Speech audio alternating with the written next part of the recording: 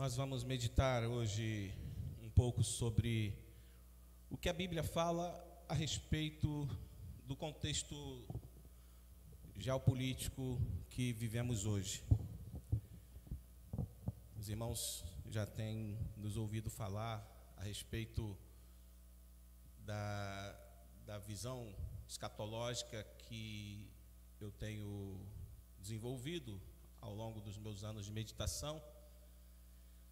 E tem um trecho da Bíblia, né, uma passagem da Bíblia que fala muito a respeito do que nós estamos vivendo nos nossos dias.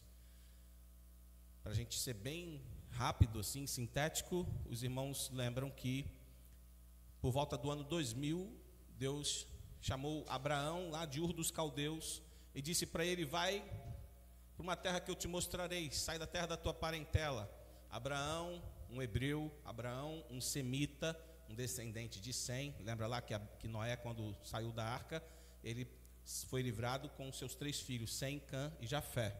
Então, os semitas são os descendentes do filho de Noé, Sem, deram origem às famílias que lá na frente, por volta do ano 2000 a.C., tinha Abraão, filho de Terá, na terra de Ur dos Caldeus. Então Deus diz para ele sair da terra dele e ir para a terra que mostraria, que era a terra de Canaã, a terra dos filhos de Cã. Então, dos 3 filhos de Noé, Abraão, Sem, Cã e Jafé, o filho dele chamado Cã, que foi pai dos cananeus, foi amaldiçoado depois de saírem da arca.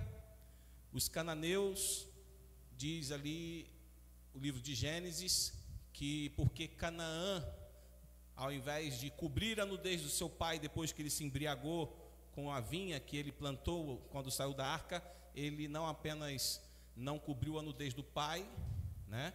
Ele viu a nudez do seu pai, mas além disso ele ainda foi chamar os seus irmãos Sem e Jafé para também ver a nudez do pai, e seus irmãos Sem e Jafé repreenderam ele, e ao invés de zombarem do pai ou de se aproveitarem daquela situação, eles cobriram a nudez do pai para não ver, foram de costas, e a partir daquele momento Deus amaldiçoa a descendência de Cã, diz que eles seriam escravos, seriam dominados pelos seus irmãos Sem e Jafé.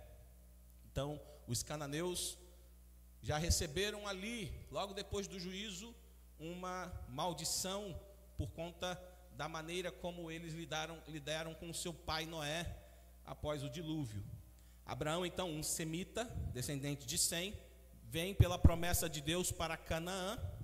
Chegando ali na terra dos cananeus, ele acaba não tendo muita condição de viver. A terra não estava em condições de sobrevivência, de cultivo. Ele então desce para o Egito, volta do Egito com uma concubina, uma escrava que depois veio a se tornar sua concubina, a Agar. Agar era, por alguns estudiosos, uma princesa egípcia. Lembram que quando Abraão foi para o Egito, o faraó se interessou por Sara, e quase que eles são exterminados por Deus, porque uma praga atingiu a corte do faraó. E quando o faraó ficou sabendo que Sara era mulher de Abraão, né, ele devolve Sara para Abraão, abençoa Abraão com um monte de presentes, e Abraão vai embora rico, chega no Egito já com alguma coisa, mas sai do Egito cheio de presentes dados pelo faraó. Então, quando ele volta para Canaã, ele já volta para Canaã bastante abastecido e enriquecido, até mesmo pelos favorecimentos do faraó do Egito. E uma dos seus favorecimentos foi a sua escrava Agar. Alguns estudiosos dizem que Agar era uma princesa no Egito, que o faraó manda ir embora com Abraão e fala: olha, esse homem é um homem abençoado por Deus, né? O Deus desse homem é um Deus poderoso, então é melhor você ser escrava na casa dele do que você ser princesa aqui no Egito. Então, alguns estudiosos, alguns rabinos, dizem que essa é a história de Agar com Abraão.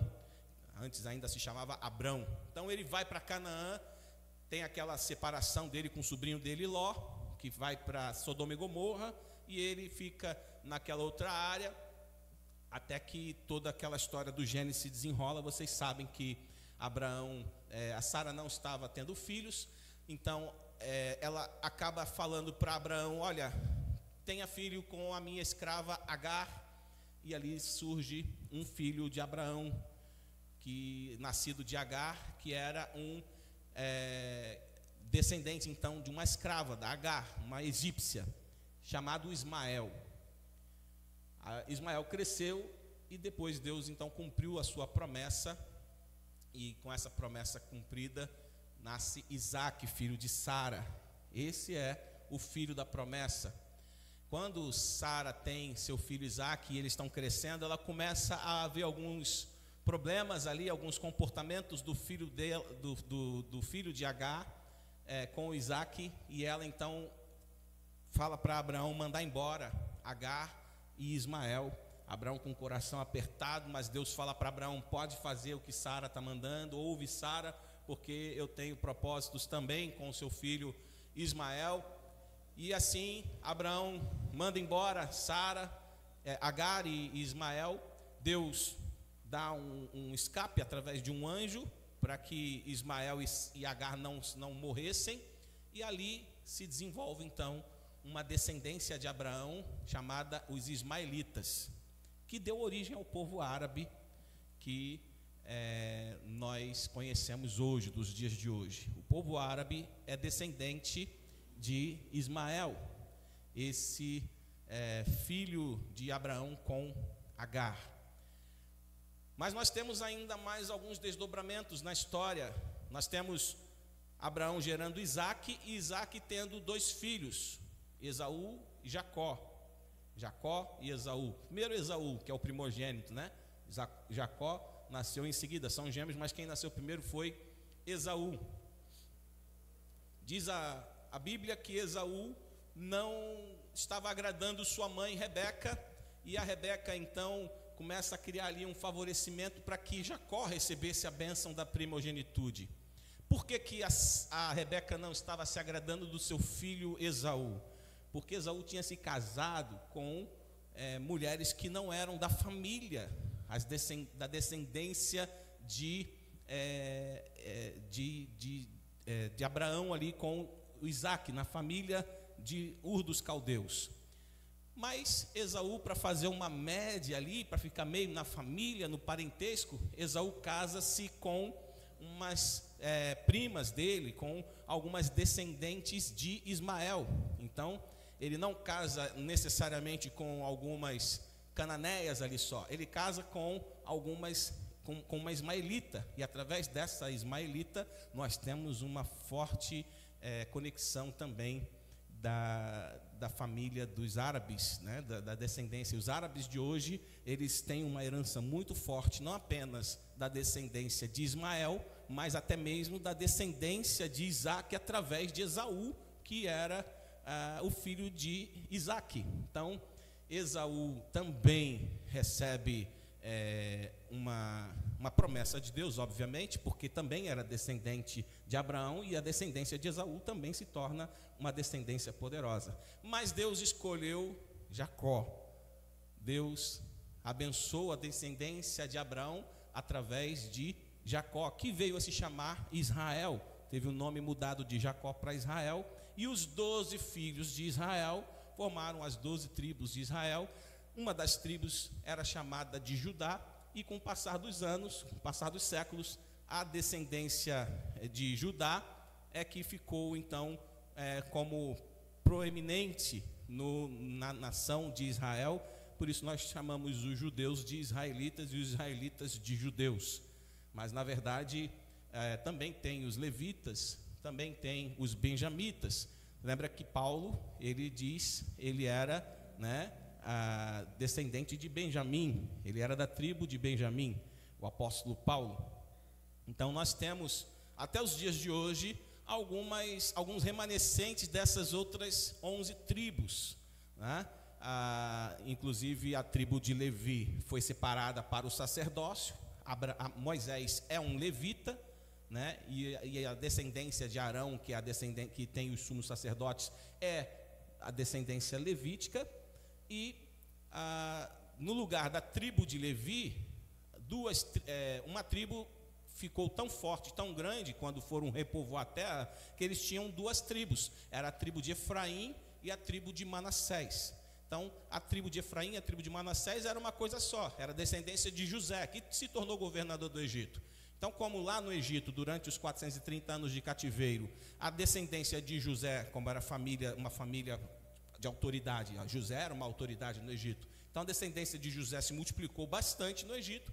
E quando os israelitas saíram do Egito para repovoar a terra de Canaã, e ali sim começaram a enfrentar uma guerra, uma batalha contra os cananeus, e acabaram também tendo que enfrentar algumas guerras e batalhas contra os ismaelitas, né, e os edomitas, ou seja, os descendentes de Esaú e os descendentes de Ismael acabaram também se tornando alguns empecilhos para que a descendência de Israel avançasse para a terra de Canaã e voltasse a povoar aquela terra que tinha sido comprada, parte dela, e dada por Deus ao próprio Abraão, o ancestral de todos eles. Então Abraão é um ponto comum de todos eles, né? Abraão é pai de Ismael, é avô de Isaque, é bisavô de Esaú e, consequentemente, Esaú, que casou com algumas parentes ismaelitas, ele misturou toda essa família, mas nós temos uma linhagem escolhida por Deus através de Jacó, que veio se chamar Israel. E, inclusive, dentre essas tribos, na hora que Deus vai abençoar, né, na hora que Israel vai abençoar os filhos dele, quando eles vão orar, né, quando eles levam os filhos todos para serem abençoados, a bênção de Deus, a bênção de Jacó, de Israel para Judá, o cetro não se apartará de Judá até que venha Siló. Bom, os cabalistas dizem que essa palavra Siló tem a mesma numeração da palavra Messias, que é o Messias. Então, para os cabalistas, essa palavra Siló é apenas um código para dizer que o poder, cetro, tem a ver com poder, com autoridade. Não se apartará de Judá até que venha o Messias. E assim foi até que Jesus, um judeu, aí sim, Jesus nasceu da tribo de Judá. Davi era da tribo de Judá. O primeiro rei ungido, escolhido por Deus, Saul, ele era da tribo de Benjamim, se eu não estou enganado. Saul era um descendente de Benjamim. E Davi era um descendente de Judá. Benjamim e Judá acabaram se misturando ali naquela região de Jerusalém, da Judéia, e assim, quando o reino foi unificado, que demorou um pouquinho até Davi conseguir se tornar autoridade aceita por todas as tribos, porque primeiramente as tribos aceitavam, porque Deus ungiu através de Samuel, Saul. Mas como Deus depois rejeitou Saul e ungiu Davi, houve alguns conflitos. Os seguidores de Saul não queriam reconhecer a autoridade de Davi, que Samuel não fez aquele reconhecimento público como foi a unção de Saul, e assim Davi começou a sofrer perseguição, não só de Saul, mas depois que Saul morre, que Davi se torna rei de Israel, não foi fácil para Davi. Davi enfrentou muitas batalhas, não apenas para conquistar as terras e dominar o reino de Israel como um todo, contra os cananeus e contra os filisteus, mas Davi também teve que enfrentar resistência interna, política, das outras 11 tribos, das outras tribos que ali estavam, que algumas não aceitavam Davi como rei.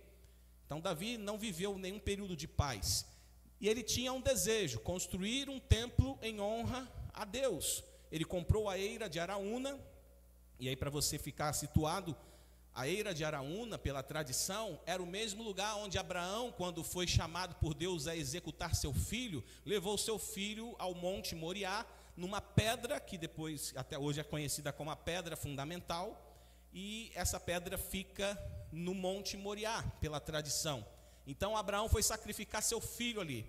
Os muçulmanos, da tradição islâmica, eles dizem que a Bíblia está errada, que os judeus deturparam a Bíblia e que os cristãos acreditaram na deturpação dos judeus, dizendo que o que foi sacrificado, o que Abraão levou para sacrificar, não foi Isaque, e sim Ismael. Então, na tradição muçulmana, eles acreditam na Torá, eles acreditam em Moisés, eles acreditam nos profetas, mas eles dizem que os rabinos judeus editaram a Bíblia nessa parte, dizendo que não foi Isaque que seria sacrificado, e sim Ismael, porque eles querem dizer que a bênção, né, é para Ismael, e não que Ismael sim é o filho da bênção, o filho da promessa, o primogênito de Deus.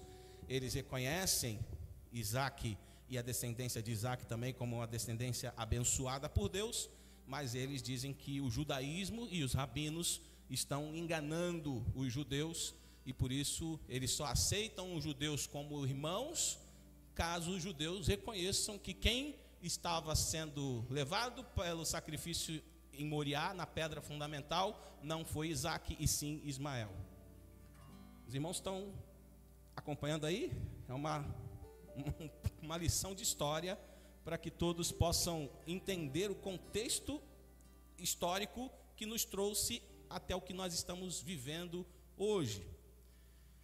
Bom, essa pedra fundamental, onde Abraão teria sacrificado para os muçulmanos, iria sacrificar Ismael, e para nós cristãos e para os judeus ia sacrificar Isaque, foi o local onde Davi avistou um anjo e ele comprou por um preço justo aquele campo, a eira de Araúna, e ali ele decidiu que ele ia construir um templo em honra a Deus. Mas como eu estava dizendo agora há pouco, Davi não estava conseguindo viver em paz.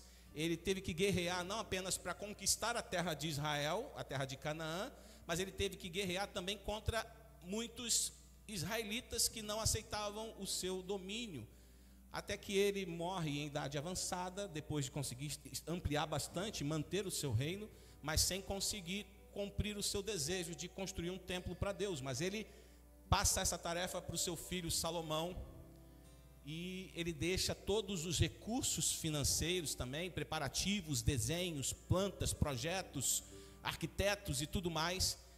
E Salomão, com a sabedoria que Deus lhe deu, porque ele pediu a Deus sabedoria, faz todas aquelas obras e consegue ter um reinado de paz. O reinado de Davi, 40 anos de muitos conflitos e guerras. O reinado de Salomão, 40 anos de muita paz, de muita prosperidade. Se eu não me engano, foi bem mais do que 40 anos, na verdade. O reinado de Salomão foi maior. Mas quando Salomão morre em idade avançada, ele deixa o reino para o seu filho Jeroboão, que não tem a mesma sabedoria, e acaba rachando, dividindo o reino. As tribos do norte continuam mantendo o nome de tribos de Israel, e as tribos do sul, onde ficava a Judéia, onde ficava Jerusalém, a capital, onde tinha o trono de Davi e onde Salomão construiu o templo, se torna o reino de Judá. Então, os dois reinos, Israel e Judá, divididos. Jeroboão fica reinando no trono de Davi, no trono de Salomão, e Roboão, na verdade, né? Jeroboão reina no reino do norte, e Roboão reina no trono de Davi e de Salomão. Bom, esse templo que Salomão construiu por volta ali do ano 900 antes de Cristo, esse templo foi motivo de muitas peregrinações e muitos povos. Na época de Salomão mesmo, a rainha de Sabá, né, que era a rainha da Etiópia, ela acabou se tornando uma das esposas de Salomão, porque vinham reis do Oriente, de outros lugares do planeta, iam lá para conhecer a sabedoria de Salomão, para ver as construções de Salomão. Salomão se tornou muito conhecido, e ele espalhou a ciência dele também, fazia intercâmbio de ciências e de sabedorias através dessas viagens. E assim nós temos esse templo muito suntuoso. A Arca da Aliança ficava lá, e esse templo foi construído lá na eira de Araúna, no Monte Moriá. E o Santo dos Santos, local onde o sumo sacerdote entrava uma vez por ano, que era chamado um lugar sagradíssimo, era onde ficava a Arca da Aliança, que tinha sido construída desde a época de Moisés, quando eles saíram do Egito. Essa Arca da Aliança foi colocada no Santo dos Santos, onde era essa pedra fundamental, o local onde Abraão teria, então, iria sacrificar Isaque, seu filho. Assim, nós temos naquele lugar sagrado, um lugar muito poderoso, onde a manifestação de Deus se fazia presente, onde Davi avistou um anjo, né? As pessoas então peregrinavam, não apenas os judeus, não apenas os israelitas queriam ir lá visitar aquele templo, mas pessoas de outros povos também faziam isso. E Jerusalém cresceu, né, em poder, em economia. E os judeus que dominavam ali aquela região eram muito invejados por alguns povos. Acontece que a Síria, né, Senaqueribe, ele acaba invadindo aquela região de Israel. Ele destrói as tribos do norte, mas ele não consegue invadir Jerusalém, e eles conseguem resistir. Zedequias resiste ao cerco de Senaqueribe e ele acaba não sendo invadido. Jerusalém acaba mantendo-se de pé, e o rei da Assíria não conseguiu invadir Jerusalém, não conseguiu conquistar aquele local onde tinha o templo sagrado para os judeus. Mas Nabucodonosor, né, agora da Babilônia, o Império Babilônico, ele consegue derrotar o Império Assírio, e Nabucodonosor, esse sim, como um instrumento de Deus, de castigo, porque o povo de Israel, o povo de Judá, havia se afastado dos princípios de Deus, não estavam seguindo. E aí os historiadores, os arqueólogos dizem que o povo de Israel sempre foi nessa inconstância. Lembra que Deus, quando tirou eles do Egito, quando Moisés subiu para o monte, na volta eles estavam adorando o bezerro? Lembra disso? Então, nesse contexto todo, nós temos o povo de Israel adorando outros deuses. Os deuses cananeus não foram eliminados daquela terra. O povo de Israel estava adorando a deusa cananeia chamada Acera ou Asherá. E o próprio quando nós temos o trecho que a irmã Luciane estava lendo aqui na quarta-feira de Reis, quando Elias profetiza contra os profetas de Baal, nós vemos que a nação de Israel, que veio a ser destruída pelos assírios, essa nação estava adorando a Baal e a Ashera, que era como se fosse a esposa de Baal, a deusa Ashera, que era a deusa da fertilidade, e o deus Baal. Esses estavam sendo adorados pelos israelitas, e muitos judeus também faziam adoração a Ashera e a Baal. Alguns chegavam a sacrificar seus filhos a Moloque, uma aberração. Por conta de toda essa dinâmica de idolatria. Tá tudo bem aí? Por conta de toda essa idolatria, Deus enviou primeiro Senaqueribe para castigar os israelitas, e depois Nabucodonosor para castigar os judeus. Destruiu o templo que Salomão construiu. Cerca de 70 anos depois ele reconstrói o templo, porque o persa Ciro dominou a Babilônia, caiu o Império Babilônico, e agora com o Império Persa, Ciro permite que os judeus voltassem da Babilônia para Jerusalém, para que eles reconstruíssem o templo e para que eles reconstruíssem a cidade. Zorobabel foi um rei, né, um governante nomeado por Ciro para esse tempo, mas eles tinham que pagar tributos para a Pérsia. Então eles voltaram. Neemias foi mais um que recebeu a autorização de Artaxerxes, que era um outro rei persa, né? Artaxerxes libera Neemias para ir reconstruir os muros de Jerusalém e também para coletar os impostos.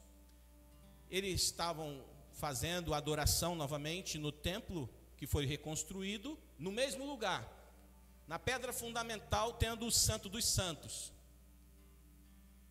Esse templo que eles reconstruíram, que o profeta Ageu foi contemporâneo, esse templo ele foi reinaugurado ainda no século 6 a.C., 535 mais ou menos a.C., E esse templo deu origem a muitas outras gerações que passaram até que Jesus nasceu e foi apresentado criancinha naquele templo.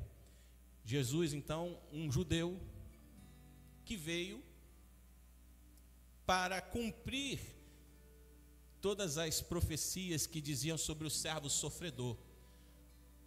Ele viveu humildemente, nasceu da virgem, ele ensinou o evangelho, ele trouxe a mensagem do reino,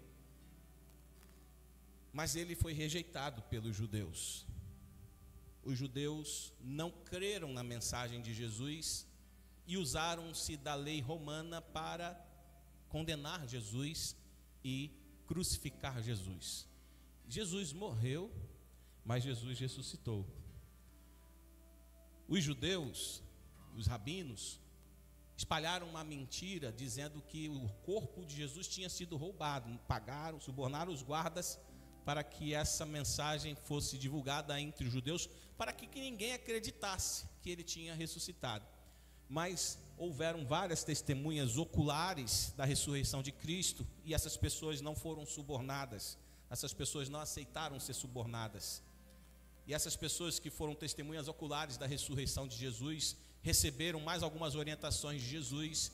Então Jesus ascendeu aos céus diante de muitas testemunhas, até que o Espírito Santo de Deus veio sobre aqueles fiéis, aqueles crentes amedrontados, porque estavam escondidos, mas depois que eles foram cheios do Espírito Santo, eles saíram do oculto e eles começaram a se apresentar de uma forma pública em Israel, em Jerusalém, e isso levou alguns deles a serem presos e mortos. O primeiro foi Estevão, e quando Estevão foi morto pelos judeus, apedrejado, ali começa-se uma perseguição. Saulo, que depois veio se chamar Paulo, estava lá consentindo na morte de Estevão. Ele era um judeu zeloso pela tradição rabínica, foi instruído aos pés de Gamaliel. Então Saulo, ele estava ali achando que estava prestando um serviço a Deus, perseguindo um grupo de fanáticos, um grupo de uma seita chamada de O Caminho, né? Falando que os cristãos eram enganados e enganadores, dizendo que Jesus tinha ressuscitado. Saulo não acreditava que Jesus tinha ressuscitado, até que num determinado momento, quando ele estava indo para Damasco, perseguir cristãos em Damasco, Jesus aparece para Saulo, e Saulo então se arrepende, se quebranta e diz para o Senhor: o que queres que eu faça, Senhor?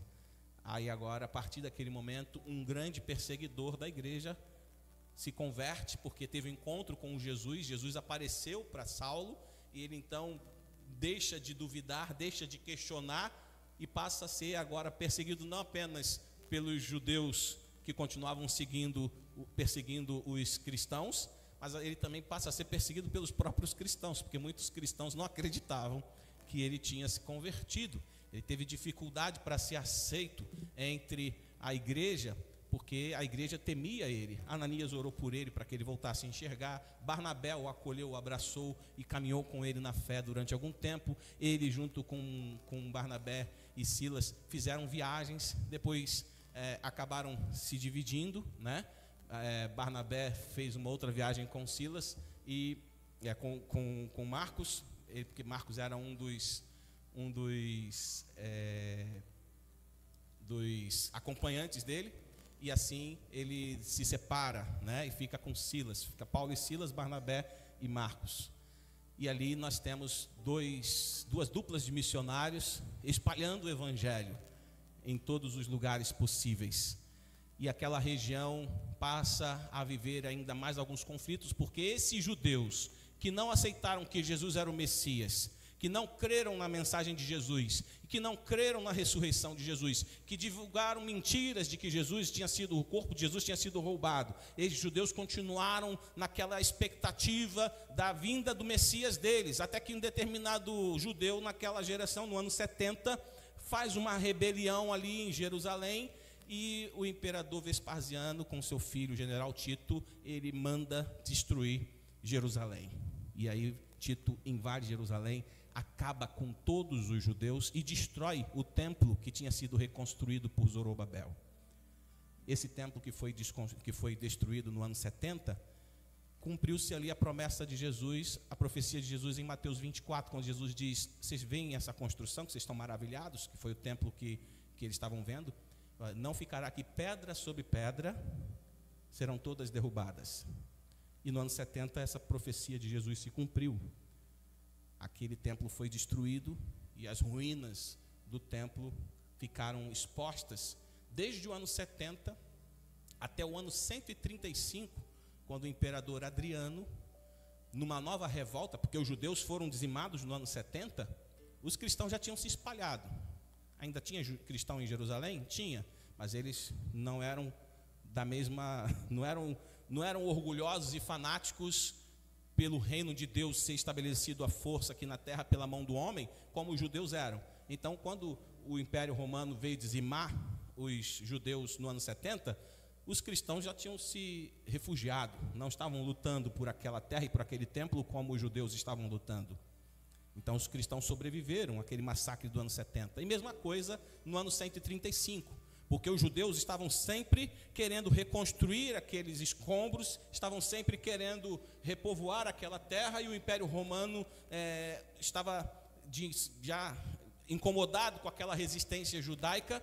No ano 135, o imperador Adriano, ele faz um novo massacre e ele tenta fazer o verdadeiro holocausto. Ele tenta eliminar o povo judeu da face da terra, de todo o Império Romano.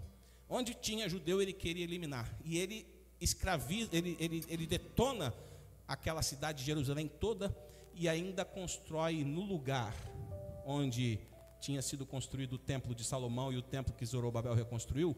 Ele constrói um templo pagão em honra ao deus Júpiter. E ele pega povos que ele tira ali da África e de outras regiões do Império Romano e coloca de volta naquele lugar e batiza aquele lugar de Palestina.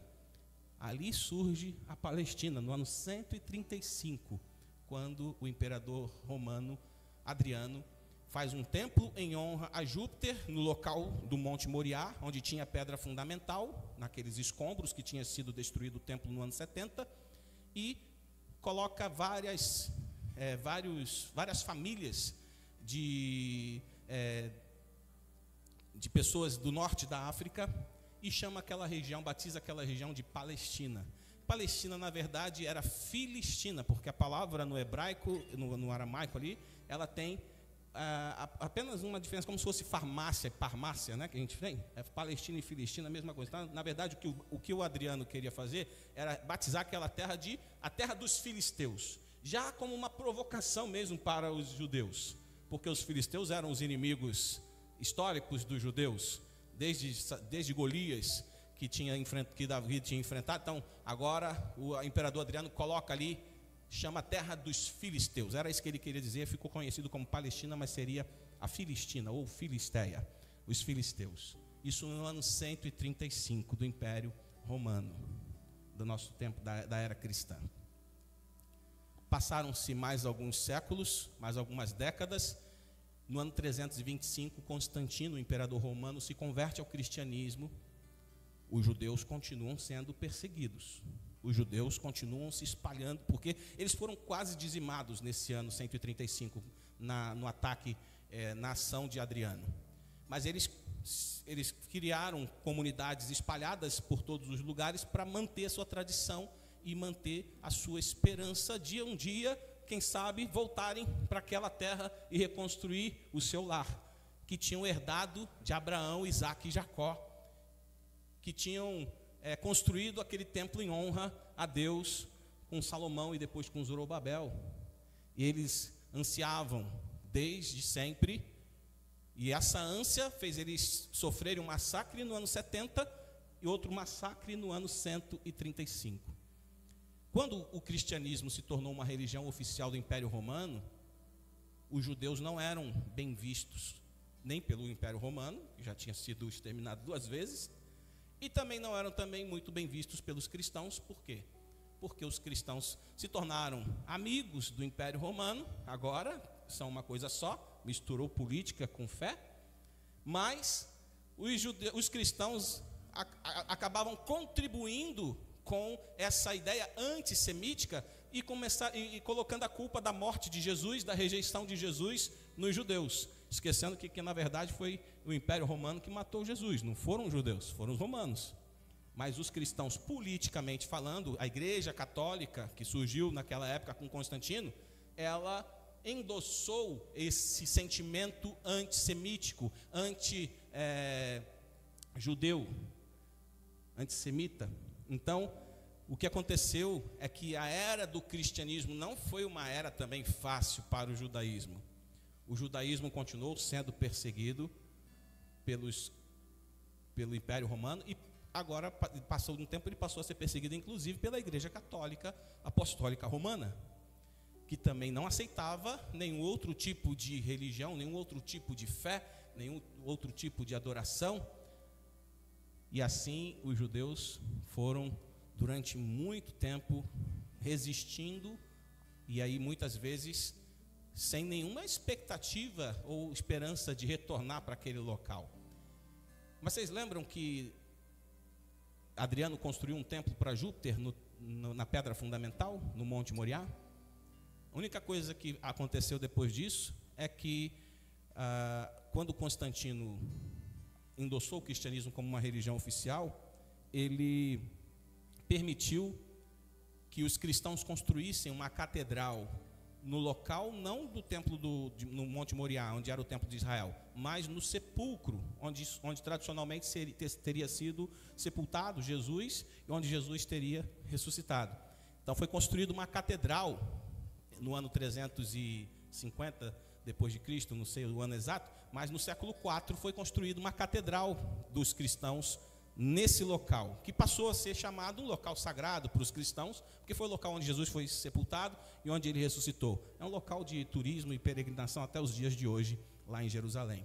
E o que eles fizeram com o templo que Adriano tinha construído em honra a Júpiter no Monte Moriá? Eles só destruíram e deixaram aquilo em ruínas. Lembra que os cristãos do Império Romano não eram simpáticos dos judeus, então eles não deram muita bola para aquele lugar sagrado para os judeus. Aquele lugar era muito sagrado para os judeus. Para os cristãos, o lugar mais sagrado foi o local onde Jesus foi sepultado e ressuscitou. E outros lugares também, que pela tradição cristã, foram honrados pelo Império Romano durante esse período cristianizado.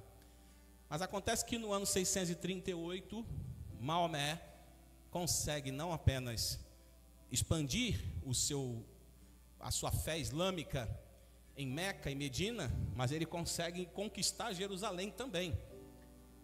E Maomé, quando conquista Jerusalém, ele não destrói aquela catedral cristã, ele dá uma politizada ali, porque os cristãos se renderam, passaram a pagar tributos para os muçulmanos, então ele permitiu que a catedral ficasse ali. Mas aqueles entulhos que Constantino tinha deixado no Monte Moriá, na pedra fundamental, Maomé, junto com os muçulmanos, limpa aquela região toda do Monte do Templo, que era um local sagrado para os judeus, e agora se tornou um local sagrado para os muçulmanos, porque os muçulmanos também acreditavam que na pedra fundamental Abraão tinha quase sacrificado Ismael. Os muçulmanos também acreditavam que Davi tinha enxergado um anjo lá. E pela tradição islâmica, Maomé teve uma ascensão aos céus, um arrebatamento espiritual com a égua dele, né? Ele tinha que tem até a tradição do cavalo alado, mas na verdade era uma égua alada de Maomé, pela qual ele foi aos céus e recebeu as revelações e voltou ali, justamente onde é a tal pedra fundamental, onde era supostamente o santo dos santos do templo judeu, onde ficava a Arca da Aliança.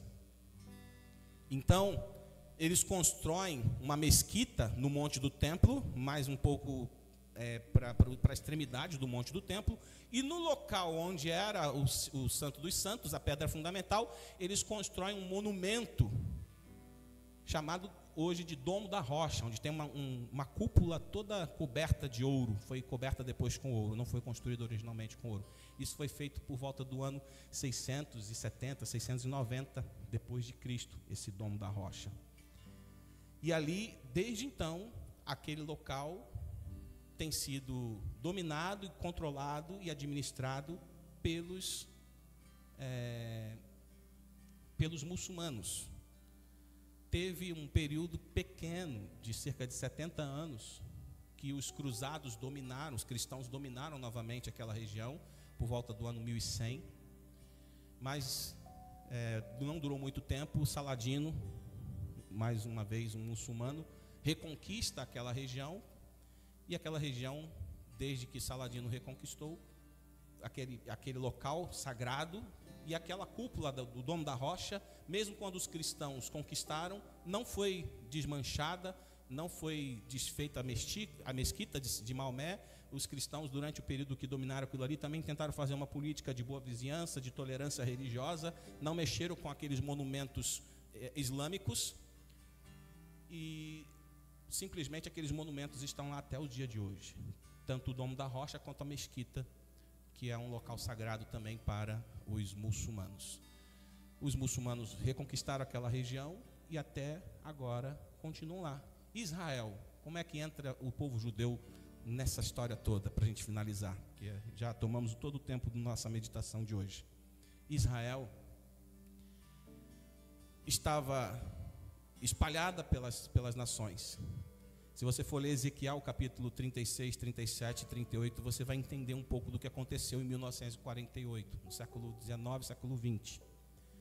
Porque Deus faz uma promessa e chama e diz para Ezequiel, no capítulo 37, para ele profetizar sobre o vale de ossos secos.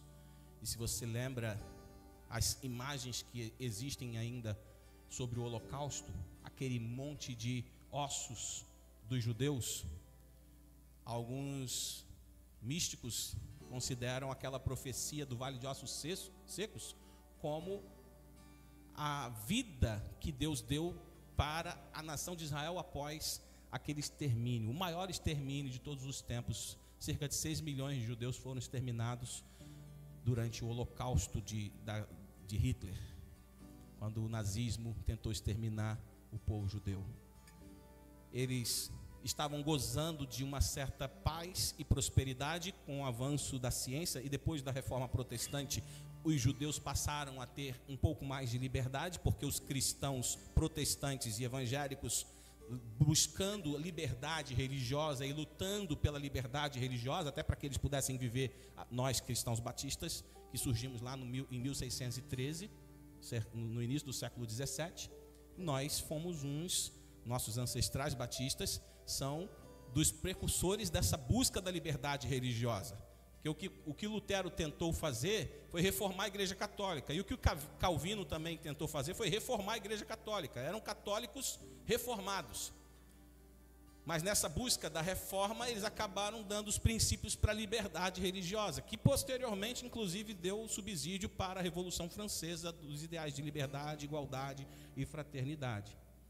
Mas isso tudo, a Revolução Francesa, algum tempo depois. Lá no começo, depois da Reforma Protestante, no ano de 1500 e pouco, nós temos vários movimentos de busca dessa liberdade. Justamente essa busca de liberdade permitiu que o povo judeu começasse a florescer novamente. E quando eles estavam, na época da Segunda Guerra Mundial, bem estabelecidos, e muitos lá na Europa, Hitler e o nazismo decide acabar, fala que os judeus são uma praga da humanidade e tenta acabar com o povo judeu, e as nações da terra tiveram que confirmar como que estava sendo cruel o tratamento que o povo judeu estava recebendo. Os cristãos com a nação norte-americana, os cristãos protestantes e evangélicos com a nação norte-americana, dão um favorecimento para que esse povo que sobreviveu, remanescente, que sobreviveu ao Holocausto, para que eles pudessem então realizar o sonho que estava sendo idealizado por um movimento sionista, algumas décadas antes deles repovoarem, terem um local para si, porque eles estavam espalhados entre as nações. Eles queriam ter de volta aquela terra deles. E depois da Segunda Guerra Mundial, as Nações Unidas foram criadas e repartiram aquela terra entre os palestinos e os israelitas, permitindo que eles construíssem ali a nação. Os israelitas aceitaram aquela partilha, aceitaram a divisão das terras que foram dadas para eles e foram felizes lá para reconstruir, mas o povo árabe não aceitou. Onde hoje temos ali o Irã, a Síria, o Iraque, Egito, a Arábia, esses povos se reuniram para guerrear contra Israel, recém-criado, sobrevivendo a um holocausto. Mas Deus, por sua misericórdia e propósito, deu vitória para os israelitas. E eles conseguiram vencer o povo árabe naquele momento. E como se a profecia de Ezequiel capítulo 37 do Vale de Ossos Secos estivesse se concretizando, porque Ezequiel profetizou e aqueles ossos secos formaram um exército para o Senhor. Ou seja, sobreviventes do holocausto, o remanescente de Israel conseguiu fazer um exército e estabelecer de volta aquela terra para eles, em 1948. Em 1967, eles tiveram que fazer uma guerra também muito séria, que foi a chamada Guerra dos 6 Dias, porque os povos árabes estavam tramando destruí-los, e eles então se anteciparam e atacaram o Egito, atacaram outras bases na Síria, e conseguiram vencer aquela guerra em 6 dias. Com essas guerras, eles foram tomando partes daquele território que tinha sido distribuído pela ONU em 1947. A Palestina, então, passou a ser conquistada e dominada e governada por Israel. Israel querendo, então, devolver essas terras para os palestinos, para que se cumprisse a partilha de 1947, mas os povos árabes não reconheciam Israel como um governo legítimo, aquilo que a ONU tinha determinado em 1947. Egito foi o primeiro povo a reconhecer, a primeira nação árabe a reconhecer Israel como um governo autônomo mesmo. E estavam tentando, a Jordânia também, outros países reconheceram Israel como um governo legítimo. Mas o Irã até hoje não reconhece, a Síria não reconhece, outras nações árabes não reconhecem. E assim surgem movimentos não pró-Palestina para defender a causa dos palestinos apenas, mas usando os palestinos como pretexto para destruir Israel. E os palestinos que estão lá desde a época que Adriano colocou eles em 135 depois de Cristo, os palestinos que povoaram aquela região, alguns muito, outros em algumas épocas mais, outras menos, esses palestinos começaram a ser usados pelos povos árabes como pretexto e como desculpa para eliminar Israel, desfazer o Estado de Israel. Os israelitas tentam, desde que ganharam aquelas guerras, eles tentam dividir a terra da forma correta, fazer com que... Eles já deram a autonomia para os palestinos na faixa de Gaza e tiraram todos os assentamentos e todos os judeus que estavam lá algumas décadas atrás, desde o ano 2006. Mas o Hamas fez um golpe naquela região, um partido terrorista, e conseguiu se perpetuar no poder desde então, desde 2007. O Hamas supostamente foi escolhido democraticamente pelos palestinos da faixa de Gaza para ser a liderança política deles. Mas nós imaginamos como é que é essas eleições onde a força, e o terror imperam, e onde o assistencialismo, promovido não apenas por nações árabes, mas inclusive pelo governo brasileiro, porque desde 2007, quando o Hamas passou a controlar a faixa de Gaza, os governos brasileiros eram simpatizantes a essa causa e ajudavam o Hamas a se estabelecer e se perpetuar naquele local. Então, esse conflito existe porque os descendentes de Ismael, os árabes, não aceitam que os judeus, os israelitas, tenham a terra deles naquele lugar. E alguns descendentes de Ismael, não todos, são desejosos de acabar com os israelitas na face da terra. É como se aquele castigo ou aquele extermínio do ano 70 e do ano 135 e depois com os nazistas, com Hitler, não tivesse sido suficiente. E eles querem eliminar Israel de uma vez. Isso é todo o contexto sociopolítico econômico que nós vivemos. Como é que isso entra na nossa fé, para a gente finalizar aqui a nossa meditação hoje?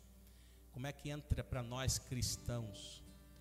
Nós não vamos ler, mas Paulo, quando escreve aos Romanos, no capítulo 9, 10 e 11, ele fala exatamente sobre essa rejeição da nação de Israel sobre o Evangelho.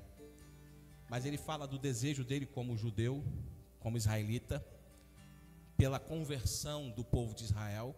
Mas ele também fala da cegueira espiritual que Deus impõe ao povo de Israel, para que eles permanecessem nessa ignorância e nessa falta de conhecimento, para que apenas no fim dos tempos, nós que fomos da figueira brava, fomos enxertados, os gentios, eles possam ser reenxertados, porque eles foram cortados. Mas Paulo fala que eles seriam reenxertados. Significa que eles hão de crer, como povo, como nação, que Jesus é o Messias. Eles ainda não creem nisso.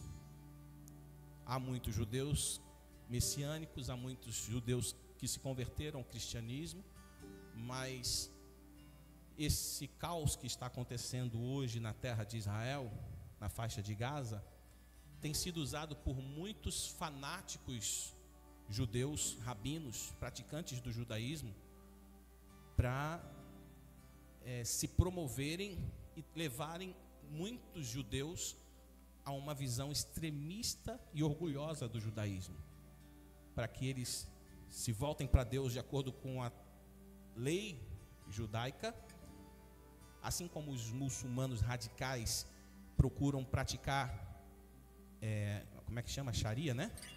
A Sharia, que é a lei islâmica, muito rigorosa, muito. Então, digamos assim, o muçulmano, o islamista, o praticante do islamismo, que seja daquele assim, eu sou fiel mesmo, eu sou daqueles que levam a sério a minha fé. Eles levam a sério toda uma legislação e toda uma prática extremamente legalista e rigorosa e terrorista. Porque isso que os terroristas do Hamas fizeram com os israelitas e com pessoas inocentes e pessoas civis, pela visão radical islâmica muçulmana, está certo, não está errado o que eles fizeram. Da mesma forma que para alguns rabinos, para alguns radicais judeus,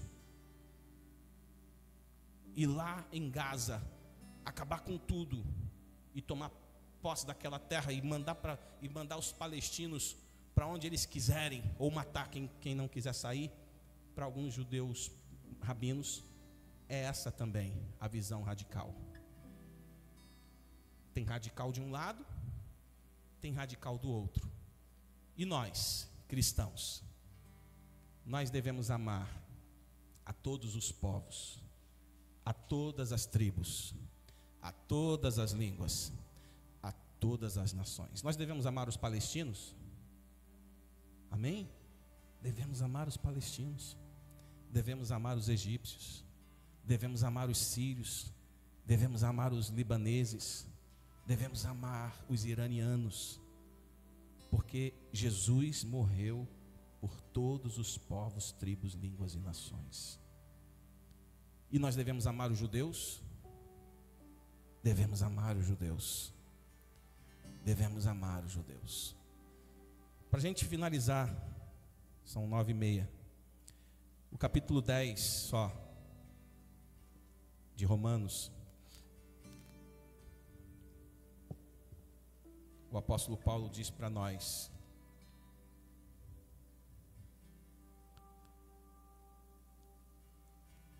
versículo 9: se você confessar com sua boca que Jesus é o Senhor e crer em seu coração que Deus o ressuscitou dentre os mortos, será salvo.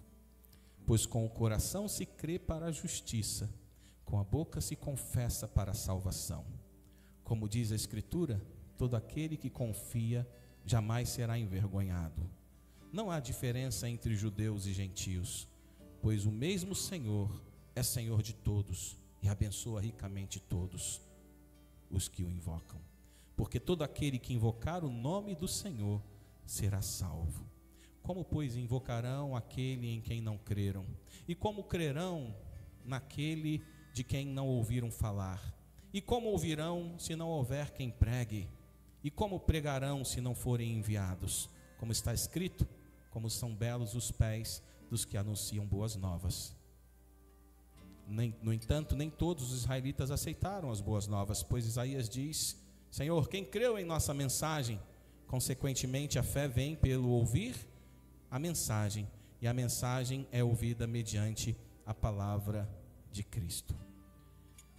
Nós temos que pregar, orar pela paz, mas a verdadeira paz só acontece quando Jesus reina. E Jesus não faz acepção de pessoas. Jesus não privilegia judeu e menospreza os demais. Jesus amou o mundo, e Deus amou o mundo e entregou Jesus para morrer por todos os povos, tribos, línguas e nações. Jesus disse que nós deveríamos ir por todos os povos, tribos, línguas e nações e anunciar o evangelho, para que eles possam crer. Quem crê será salvo. Se com a boca confessarem e no coração crerem, serão salvos. E nós precisamos orar pela salvação de palestinos, orar pela salvação de judeus, orar pela salvação de todos os povos, povos árabes, não árabes, e nós somos os porta-vozes desta mensagem. Nós cremos, e eu creio, que Israel, como um povo, como uma nação orgulhosa, que rejeita a mensagem do Evangelho, como Paulo diz aqui, se você depois quiser ler esses 3 capítulos, 9, 10 e 11, você vai aprender muito sobre o que está acontecendo. E aí, na próxima, Romanos 9, 10 e 11. E no próximo encontro nós vamos compartilhar o que eu tinha preparado com base nesses 3 capítulos. Amém? Vamos ficar de pé. Que Deus nos abençoe. Compartilha, se essa aula de história e política e geografia e religião foi útil, compartilha com outras pessoas. Está gravado, está transmitido. Então quem está nos acompanhando aí, se você foi abençoado por essas informações, fruto de muito estudo, de muita dedicação a conhecer a história, então pelo menos tivemos aqui 1 hora de reflexão e de estudo histórico, político, geográfico e escatológico também.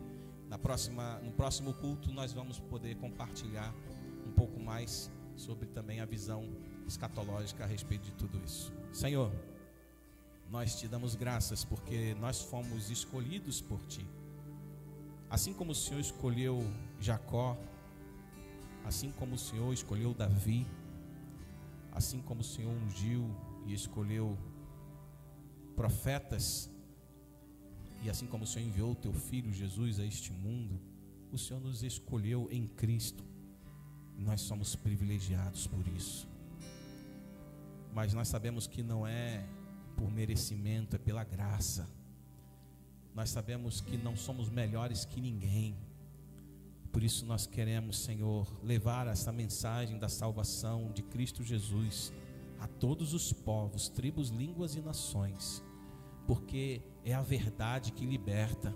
Assim como Paulo foi livre quando teve um encontro contigo, Jesus, Nós cremos que até mesmo esses terroristas de partidos como Hamas, como Hezbollah e como tantos outros partidos e segmentos fanáticos, até mesmo entre os judeus, no momento em que qualquer um deles tiver um encontro pessoal com Jesus e com esse amor que o Senhor tem por nós, eles também hão de crer, eles também serão transformados, porque onde abundou o pecado, superabundou a graça, e o Senhor pode transformar e salvar até mesmo pessoas como essas, porque a mente, a ignorância manipulada por Satanás e por toda a religiosidade, mentira das religiões e das tradições humanas, quando é livre em Cristo Jesus, quando se torna nova criatura verdadeiramente em Cristo Jesus,